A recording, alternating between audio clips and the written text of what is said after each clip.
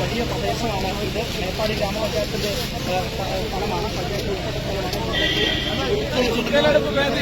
ചുരുക്കിയാൽ പിന്നെ അതിന്റെ കൈ വെല്ലെടുക്കാറാവില്ല. വണ്ടി കയറ്റുക, വണ്ടി കയറ്റുക, വണ്ടി കയറ്റുക, വണ്ടി കയറ്റുക, വണ്ടി കയറ്റുക.